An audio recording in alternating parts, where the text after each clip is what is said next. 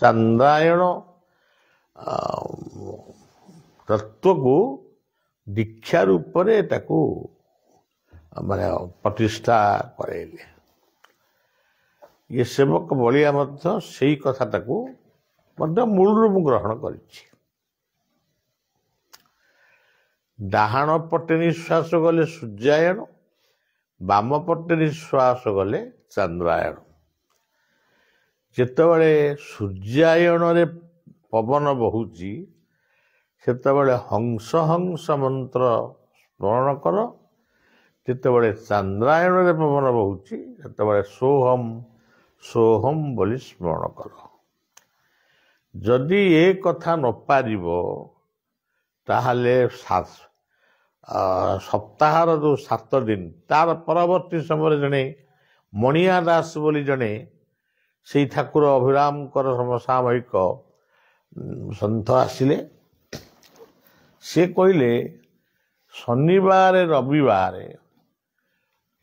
ଆଉ ମଙ୍ଗଳବାର ଗୁରୁବାର, ଶନି ରବି ମଙ୍ଗଳ ଗୁରୁ, ଶନି ରବି ମଙ୍ଗଳ ଗୁରୁ ଇଏ ଦିନ ମାନଙ୍କରେ କେବଳ ସୂର୍ଯ୍ୟାୟଣ ସୂର୍ଯ୍ୟଙ୍କୁ ବା ହଂସ ହଂସ ବୋଲି ସ୍ମରଣ କରିବ। ଆଉ ଯେଉଁ 3ଟି ଦିନ ରହିଲା ସେଥିରେ ସୋହମ୍ ସୋହମ୍ ବୋଲି ସ୍ମରଣ କରିବ। ମାନେ ମହାପୁରୁଷ ମାନେ ବିଭିନ୍ନ ସମୟରେ ଆସିକିରି ତାକୁ ସବୁ ସରଳ କରିଦେଇକିରି ଯାଆନ୍ତି। ତେବେ ଯିଏ ପ୍ରକୃତ ମହାପୁରୁଷ ସେ ସୂର୍ଯ୍ୟାୟଣରେ ହିଁ ଦେହ ତ୍ୟାଗ କରେ। ସେ ସୂର୍ଯ୍ୟାୟଣକୁ ଅପେକ୍ଷା କରିଥାଏ। ସେ ଯୋଉ ସୂର୍ଯ୍ୟାୟଣ ହଉ, ଇଏ ସୂର୍ଯ୍ୟାୟଣ ହଉ କି ସେ ସୂର୍ଯ୍ୟାୟଣ ହଉ, କିନ୍ତୁ ଯିଏ ଯିବ ପୁଣି ଫେରିବ ସେ ଚନ୍ଦ୍ରାୟଣକୁ ନେଇକିରି ଯାଏ ଏବଂ ଚନ୍ଦ୍ରାୟଣରେ ଫେରେ। ଆପଣମାନେ ପ୍ରାକ୍ଟିକାଲି ବି ଦେଖିବେ, ଯଦି ଗୋଟେ ଲୋକ ମୃତ୍ୟୁଶଯ୍ୟାରେ ପଡ଼ିଛି, ଡାହାଣ କର ମାଡ଼ି ଶୋଇଛି, ଜଣେ ସାଧାରଣ ମଣିଷ ତାର ସେମିତି ନିଶ୍ୱାସଟା ଘଡ଼ ଘଡ଼ ଘଡ଼ ଘଡ଼। ଯଦି ତାକୁ ଓଲଟେଇକି ଶୁଆଇ ଦିଆଯାଏ, ଚନ୍ଦ୍ରାୟଣ କରି ଦିଆଯାଏ, ତ ସାଙ୍ଗେ ସାଙ୍ଗେ 2-3 ମିନିଟ୍ ଭିତରେ ସେ ପଳାଇବ। ଆଉ ଯଦି ଜଣେ ଭକ୍ତ ବା ଗୋଟେ ପବିତ୍ର ମଣିଷ ସେ ଯଦି ତାକୁ ଚନ୍ଦ୍ରାୟଣ କରି ବାଁ କଟ ପାରିକି ଶୁଆଇ ଦେଇଛନ୍ତି, କିନ୍ତୁ ସିଏ ସେମିତି ଅପେକ୍ଷା କରିଥାଏ ସୂର୍ଯ୍ୟାୟଣକୁ। ତାକୁ ଯେତେବେଳେ ଡାହାଣ କଡ଼ ମାରି ଶୁଆଇ ଦିଆଯାଏ ସେ ସୂର୍ଯ୍ୟାୟଣରେ ପଳାଏ। ସୂର୍ଯ୍ୟାୟଣରେ ଯିବା ଚନ୍ଦ୍ରାୟଣରେ ଯିବା ତଫାତ୍ ହେଉଛି, ଏଇଟା ସିଧାସଳଖ ଯାଇ ସମୁଦ୍ରରେ ମିଶେ। ସମୁଦ୍ର କହିଲେ ସେଇ ପରମାତ୍ମାଙ୍କ ରୂପୀ ନିରାକାର ସମୁଦ୍ରରେ ମିଶେ। ଆଉ ଏଇଟା ଚନ୍ଦ୍ରମଣ୍ଡଳ ପର୍ଯ୍ୟନ୍ତ ଯାଏ ପୁଣି ଫେରେ। ତେବେ କଥା ହେଉଛି ବିଶ୍ୱ ସୂର୍ଯ୍ୟାୟଣକୁ ଅପେକ୍ଷା କରିଥିଲେ। ସରଶଯ୍ୟାରେ କଷ୍ଟ ପାଇଥିଲେ ମଧ୍ୟ ସେ ଅପେକ୍ଷା କରିଥିଲେ କେତେବେଳେ ସୂର୍ଯ୍ୟାୟଣ ଆସିବ। ଯେତେବେଳେ ସୂର୍ଯ୍ୟାୟଣ ଆସିଗଲା ତାପରେ ସେ ତ୍ୟାଗ କଲେ। ତେଣୁ ଗୀତାର ଜନ୍ମ ଦଶମୀରେ ଦେହତ୍ୟାଗ କଲେ। ଆଜି ଏକାଦଶୀ, ଆଜି ଗୀତା ଜନ୍ମ ନେଲା। ଏଇଠି ପଚାରିଲେ ଧୃତରାଷ୍ଟ୍ର ସଞ୍ଜୟଙ୍କୁ ସେ ପର୍ଯ୍ୟନ୍ତ ପଚାରି ନଥିଲେ। ତାଙ୍କ ଭିତରେ ଯେଉଁ ଅହଙ୍କାର ଥିଲା, ଅଭିମାନ ଥିଲା, ମୁଁ ରାଜା, ମୋ ସପକ୍ଷରେ ଶକୁନି ଅଛି, ମୋ ସପକ୍ଷରେ ଦୁଶାସନ ଅଛି, ଆହୁରି ଅନେକ ଅନେକ ବୀରମାନେ ଅଛନ୍ତି, ମୁଁ ନିଶ୍ଚୟ ଜିତିବି, ଦ୍ରୋଣାଚାର୍ଯ୍ୟ ଅଛନ୍ତି, ପିତାମହ ଭୀଷ୍ମ ଅଛନ୍ତି।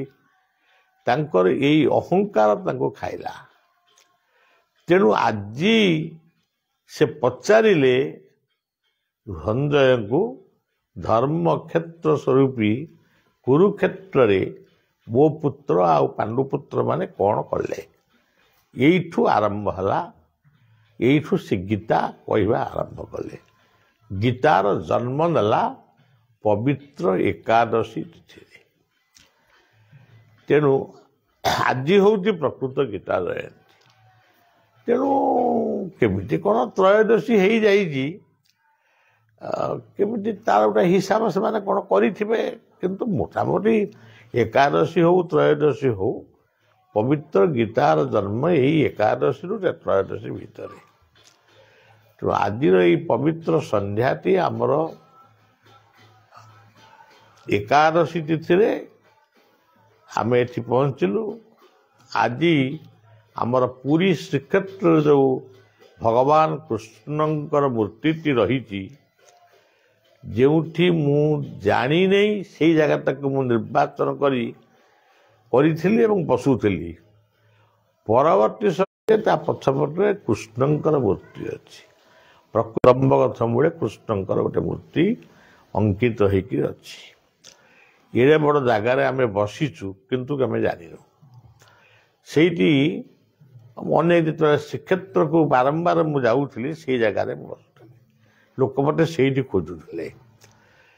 आज से जगार तार परवर्ती समय आमर जो माने पुरी रे पाठ पढ़िले विद्यार्थी माने से कहली तुम से गीता पढ़।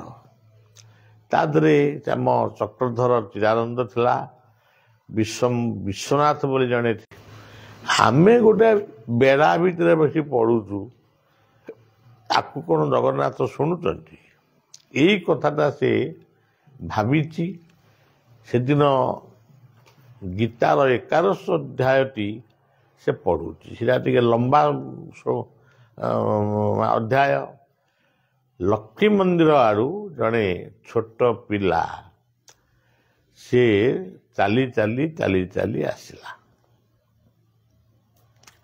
जो पिलाटी की देखिले टिके मन रे आनंद आसे से पिलाटी जिते बेले आसला से आसी ता पाखरे बसी गीता शुणिला। गीता शुणु शुणु से भावु थाए गीताटा सरीगले मु पचारि अरे पुओ तू एते छोट पिला एकुटिया केमती बेड़ा माने जगन्नाथ बेड़ा को बेड़ा बुलुचु बापा माँ कौन के आसी ना एमती से तार भावुची किंतु गीताटा तो लंबा से पढ़ुची। सी पढ़ा भितर जिते गीताटी तार सरी जाइए मत्कर्म कुर्णत परम मदभक्त संग वर्जित निर्वैर सर्वभूतेषु जस मामेति पांडव विश्वत्व दर्शन जोगर शेष श्लोक। मो कर्म जे मो प्रीत्यर्थे जो माने कर्म करती मो प्रीत्यर्थे माने मो कर्म करती बोली से कही ना मो प्रीत्यर्थे जो माने माने जहा करती मत चिंतन करती मुझे सदय हुए बा तांको कृपा करे ये कथा सैला आखि बुझीब जड़े ओम नमो भगवते वासुदेवाय कही गीता टी मुंडे मार एतिकी समय डिफरेन्स बा एतिकी समय भितर से आखि खोली अनेला देखला से पिलाटी आउ ना तेणु सी से पिलाटी किए ये बसला शुणिला तापर कौन पड़ेला छोट पिलाटी पुणी धर आमर पिंकू पुओ भाया आनंद बजार एम सब केत जगह बुलिला देखला आउ से पिलाटी ना तेणु तार धारणा है जोठी पढ़िले भी गीता जगन्नाथंकर कृपा लाभ जगन्नाथ आपको शुणवे बिल कर दीजिए कौन अंतर्जातीय कौन कृष्ण गीता मिशन गोटे कर आम सब पेपर देखिलु एगुड़ा सब कौन अंतर्जातीय गीता मिशन तरफ चाउल बांट से कमल बंटन आम जो पचारू आश्रम ट्रस्ट सब टे विव्रत हेले से मनमुखी कौन एमती कार्य करतक जगह मुझे तागिद कली अरे तू जाइलु आश्रम तरफ एमती कौन कलु सेमती कौन कलु जहाँ से कौन गोटा मत बुझे दिए मुझे बुझी जाए गला तापर मुझे कह तू कहीं गोटे एकुटिया एकुटिया कमटा करू तू ठीक होनी तू आज कलु कल आउ जड़े किए आउ गोटे कौन मिशन कर आम समस्ते अनंत बलिया सनातन सेवा संघर कर्म करता तापर मुझे तोर गीता पहुँचिक कौन कर पूरा बाउला दिन गोटे 2 घंटिया कौ जगार गोटे रखी 2-3 घंटा ଜୟଦେବ ଭବନରେ ଗୀତା ଅନ୍ତର୍ଜାତୀୟ ଗୀତା ଭବନ ଏଇ କ'ଣ ଗୀତା କଥାରେ ମାନେ ମୁଁ କେବଳ ବଳିଆ କହିବ ଏଇଭଳି ବିସ୍ତୃତ ଭାବରେ ନଥିଲେ ବି ମଣିଷ ପଶୁପକ୍ଷୀ ଠାରୁ ଆରମ୍ଭ କରି ସମସ୍ତଙ୍କ କଥା ଟିକେ ଟିକେ ଟିକେ ଟିକେ କହିଛନ୍ତି। ଦେଖନ୍ତୁ ଦେଖନ୍ତୁ ଗାଡ଼ି ଗୁଡ଼ାକ ଚାଲୁଛି ହର୍ସ ପାୱାର। ଗୀତା ଭିତରେ କୁହାଯାଇଛି ଯେ ମୁଁ ହେଉଛି ମାନେ ଐରାବତ ହସ୍ତି ହସ୍ତି ବୋଲି କହିଛନ୍ତି। ଏଇଟା ଜଳ କଥା ଗଲା। ବୈନଟେ ଆଶ୍ଚ ପକ୍ଷୀରାମ ମାନେ ମୁଁ ହେଉଛି ଗରୁଡ଼ ପକ୍ଷୀ। ମୁଁ ହେଉଛି ବୃକ୍ଷ ଅଶ୍ୱସ୍ଥ ବୃକ୍ଷ। ମୁଁ ହେଉଛି ସେନାପତି ସେ ହିନ୍ଦୁସ୍ତାନର ହଉ କି ତାଲିବାନର ହଉ ମୁଁ ହେଉଛି ସେନାପତି କାର୍ତ୍ତିକ। ମୁଁ ହେଉଛି ସାଗର ସରସା ବସ୍ମି ସାଗର। ମୁଁ ହେଉଛି ପବନ ପବତା ବସ୍ମି। ମୁଁ ହେଉଛି ରାମ ଶସ୍ତ୍ରାଭୂତ ମହମ। ଏଇଭଳି ଭାବରେ ମୁଁ ହେଉଛି ବାଷ୍ଣେୟ ବୃଷ୍ଟିବଂଶର ପ୍ରଦୀପ କୃଷ୍ଣ। ମୋ ନାଁ ହେଉଛି ବାଷ୍ଣେୟ ମୁଁ ହେଉଛି ବାଷ୍ଣେୟ। ଏଇଭଳି ଭାବରେ ଏମିତି କହୁ କହୁ ସେ ବି କହିଛନ୍ତି ମୁଁ ହେଉଛି ତୁମ ପାକସ୍ଥଳୀର ହଜମ ଶକ୍ତି। ମୁଁ ହେଉଛି ତମ ଜିଭର ଲାଳ ପାଚକ ରସ। ତାହେଲେ ଏଇଟା ଜଗତବାଦର କଥା ହେଲା। ଯୋଉଠି ସାଗର କୁହାଗଲା ଅଶ୍ୱସ୍ଥ କୁହାଗଲା ଗରୁଡ଼ ପକ୍ଷୀର କଥା କୁହାଗଲା ସେନାପତିର ମାନଙ୍କ କଥା କୁହାଗଲା। ତେବେ ଗୀତା କେମିତି ହେଲା କେବଳ ମାନବବାଦ? ଗୀତା ହେଉଛି ଜଗତବାଦ। ଆଉ ଗୀତାର ପ୍ରାଧାନ୍ୟ ହେଉଛି କର୍ମ କର। ସେଇ କର୍ମ ଭିତରେ ହିଁ ଭକ୍ତି ଆସିବ ଆପେ ଆପେ ଆସିବ। ଯେତେବେଳେ ଭକ୍ତିକୁ ସ୍ୱତନ୍ତ୍ର କରି ଦିଆଗଲା ଭକ୍ତି କର ଖାଲି ଏଇ ଆହ୍ୱାନ ମହାପୁରୁଷ ମାନେ ଦେଲେ ସେତେବେଳେ ଲୋକ ସିଏ କ'ଣ ପାଇଁ ଦେଲେ ସେ ଜାଣନ୍ତି। ଲୋକେ ତାକୁ ଖୁମ୍ବ ଆଳୁ ବୁଝିକିରି ଭକ୍ତି କରିବା। ତାହେଲେ ମୁଁ ଘଣ୍ଟା ଘଣ୍ଟା ଧରି ପୂଜା କରିବି ଘଣ୍ଟା ଘଣ୍ଟା ଧରି ପ୍ରାର୍ଥନା କରିବି। ଗୋଟାଏ ଘରେ ଶାଶୁ କହୁଛି ମୋ ବୋଉ 2 ଘଣ୍ଟା ଠାକୁର ଘରେ। ବୋହୂ କୋଉଠି ବି ଶାଶୁର ପ୍ରଶଂସା କରି କହୁଛି ମୋ ଶାଶୁ ସକାଳୁ ପଶିବେ ଯେ 11ଟା ବେଳେ ବାହାରିବି। ଇଏ କେତେ ଖାଉଛନ୍ତି କେତେବେଳେ ବୋହୂ ଖାଉଛି କେତେବେଳେ ଶାଶୁ ଖାଉଛି କେତେବେଳେ ମୋ ଗ୍ୟାଷ୍ଟ୍ରିକ୍ ଅଲସର ରୋଗ ହେଇଯିବ। ତେଣୁ ଏଗୁଡ଼ାକ ସବୁ ଭୁଲ କଥା ଭିତରକୁ ପଶିଯାଏ। ସବୁ କର ଗୀତାର ଆଭିମୁଖ୍ୟ ଆପଣ 18 ଅଧ୍ୟାୟ ଗୀତା ଦେଖିବେ। ଏ 18 ଅଧ୍ୟାୟର କୌଣସି ଗୋଟିଏ ଅଧ୍ୟାୟରେ ସେ କର୍ମଯୋଗକୁ ବାଦ ଦେଇ କିଛି କହିନାହାନ୍ତି। ତେଣୁ ବଳିଆକୁ ଜଣେ ପଚାରିବ ଆପଣ କ'ଣ କର୍ମ କରୁଛନ୍ତି? ମୁଁ କର୍ମ କରୁଛି। ଯଦି କର୍ମ ନ କରୁଥାନ୍ତି ମୋ ଗୋଡ଼ର ଅବସ୍ଥା ଯାହା ମୋତେ ସମସ୍ତେ କହୁଛନ୍ତି ବାବା ଆପଣ ରେଷ୍ଟ ନିଅନ୍ତୁ। ରେଷ୍ଟ କ'ଣ କାହିଁକି ରେଷ୍ଟ ନେବି? ତେଣୁ ଯଦି ମୋର କଥା କହିପାରୁଛି ଟିକେ ଗୋଡ଼ଟା 2 ହାତ 5 ହାତ ଛୋଟେଇ ଚାଲିବି ଲୋକଙ୍କୁ କହିଲେ ମୋ ଗୋଡ଼ଟା ମୋଡ଼ି ହେଇଯାଇଛି ଆରେ କ'ଣ ଅଛି? ତେଣୁ କର୍ମ କରୁଛି। ମୋତେ କ୍ଳାନ୍ତି ହେଲେ ବି ରାତିରେ ନିଦ ନହେଲେ ବି ତେଣୁ ଏଇଟା ମୁଁ କୋଉଠୁ ଶିଖିଛି? ସେଟା ଗୀତା ହିଁ ମୋତେ ଶିଖେଇଛନ୍ତି। କର୍ମଣ୍ୟେବାଧିକାରସ୍ତୁ ମା ଫଳେଷୁ କଦାଚନ। ଆପଣ ଯଦି କର୍ମ ନ କରି କେବଳ ଭକ୍ତି କରିବେ ରୋଷେଇ ଘର ଭିତରେ ଯଦି ପନିପରିବା ଥିବ ଆପଣ ଖାଦ୍ୟପେୟର ଚିନ୍ତା କରିବେ ଏଇ ତରକାରୀ କରିବି ତାହେଲେ ସେ ତରକାରୀ ହେବନି। ସେଇ ପରିବାକୁ ଯେତେବେଳେ ଆପଣ ଆଣି ନିର୍ଦ୍ଦିଷ୍ଟ ପ୍ରୋସେସରେ ଯଦି ତରକାରୀ ରନ୍ଧନ କରିବେ ତାହେଲେ ତା ତରକାରୀ ହେବ କି ଭାତ ହେବ କି ଡାଲି ହେବ। ଆପଣ ରୋଷେଇ ଘରେ ପଶି ଯାଇ ଯଦି ଭଗବାନଙ୍କୁ ପ୍ରାର୍ଥନା କରିବେ ମୁଁ ପଲଉ ଖାଇବି ବିରିୟାନୀ ଖାଇବି ମମକ ଖାଇବି ମୁଁ ଡାଲମା ଖାଇବି ସେ କ'ଣ ହେବ? ତେଣୁ କର୍ମ ବିନା ଇଏ ଜଗତରେ भगवान कृष्ण मध्य गीतार गोटे बढ़िया कथा कहते जे राजा जनक कथा से कहते जनक को अनुमोदित करते से कहते मोर ये दुनिया रे किसी अभाव नहीं मुझे सब करी माने मु सब करी मो द्वारा सब संभव तथापि हे अर्जुन मु कर्म करुच्ची जनक होउचंती मोर आदर्श सी जदि राजसिंहासन रे बसी प्रजा मानकर कथा दुख सुख को बुझिकी भी सी जदि प्रभु पाद पद्म रखिपारे मुझे कहीं कही तेणु कर्म ठारू बड़ जीवन बड़ कथा किछि नहीं तेणु भारतीय माने आज जदि दुर्बल हो जाउचंती बा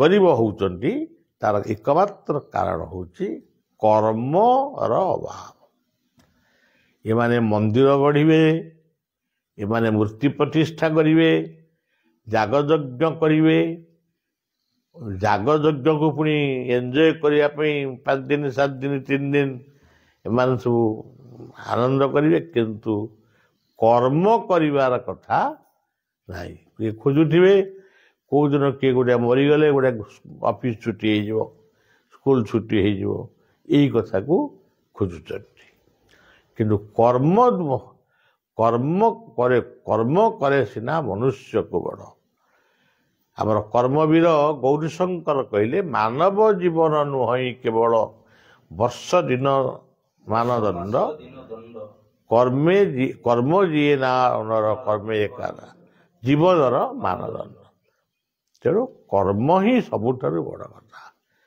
कर्म कर प्रभु नाम प्रताप रुद्रदेव जेतेबेले कर्म को छाड़ी दे केवल नाम कले सेतेबेले ओडिशा रे शत्रु प्रवेश कले सी सीना ओडिशा दखल कले किंतु बदनामी हेले चैतन्य आज भी ओडिशार अनेक ऐतिहासिक माने कहउचंती चैतन्य को पई ओडिशा पंगु हो गला कि चैतन्य कोटी कही ना प्रताप रुद्रदेव को तमे नाम कर काम छाड़ सी किंतु नाम छाड़ी काम छाड़ी नाम कर तेणु कर्म वीर हवा सबु बेले आमे बयस को मन पकई आमे कर्म छाड़ीदेबा थरे जदि छाड़ीदेबा आउ आम कर्म करिपारिबा नाही जो पर्यंत गाड़ी चालुची चालू जोटी पेट्रोल दरकार पड़ो निश्चय पेट्रोल मिल पेट्रोल पुरीले पुणी चलो आदि गाड़ी घरे थोईदेवा ए खत हम तेणु गीता हूँ जगतवादर कथा आई कथा काली परदिन ये जो सत्संग अच्छी मुझे जगन्नाथ संपर्क में कहबी किंतु यही कथाटा मोर गोटे ये जो द्वैतवाद अद्वैतवाद सब कहते मोर गोटे वाद सृष्टि करती वस्तु वास्तववाद वस्तु वास्तव बिना ये जगत रे किछि करी हब ना जो मैंने आखि बुझी ध्यान करुँच जगतर कौन मंगल कर खाली आखि बुझी से ध्यान से अमुक साधु हिमालय साधु से परमात्मा को पाइले कि न पाइले धीरे मानव समाजर कौन हो आज तो एते लोक भगवान आश्रित होइच एते निजकू भगवान बोली निजकू प्रतिष्ठा करुच किंतु आज विश्व रे केते लोक मरी गलेनी गोटे आतंकवादी की भी तुम्हें परिवर्तन करि पारुना निज निजर बाउंडरी वाल भीतर रही निजकू भगवान बोली प्रचार करुच भगवान बोली कहूच भगवान हुआ किसी आपत्ति नहीं कि कौन करुच कौन तोर कर्म कहीं पुड़े शिष्य शिष्या करी लोक फूलमाड़ दौरान से गुरु पूजा होती किंतु आज देखु आमर रूस भली गोटे देशर 3 लाख सैन्य मरीगले कौन से एत पाप करते यूक्रेन गोटे लोक तार केते लक्ष सैन्य मरला ସିଏ ଗୋଟିଏ ଲୋକ ଶିଶୁ ଗର୍ଭବତୀ ମହିଳା କେତେ କେତେ ମଲେଣି। ଏତେ ତ ତମେ ଭଗବାନ ହେଇକିରି ସବୁ କଥାବାର୍ତ୍ତା କରୁଛ, ତେଣୁ ଯାଇକି ଟିକେ ଗୋଟାଏ ସେଠି ଆଉ କାହାର ଗୋଟେ ତାଳ ଫୁଟକା ବାଣକୁ ମଧ୍ୟ ଇଏ ଏଇଟା କ'ଣ କହନ୍ତି ତାକୁ ମାନେ ଫ୍ୟୁଜ୍ କରିଦେବାର ତାଙ୍କର ଶକ୍ତି ନାହିଁ, କିନ୍ତୁ କଥାରେ କେବଳ ଭଗବାନ ହେଉଛନ୍ତି। ଏଇ କଥାଟା ମୁଁ ଭୁବନେଶ୍ୱରରେ ନିଶ୍ଚୟ କହିବି। ମୁଁ ତ ମୁଁ ଗୋଟିଏ ଲୋକ କହୁଛି ବୋଲି ମୋତେ ଶୋଧୁଛନ୍ତି ବହୁତ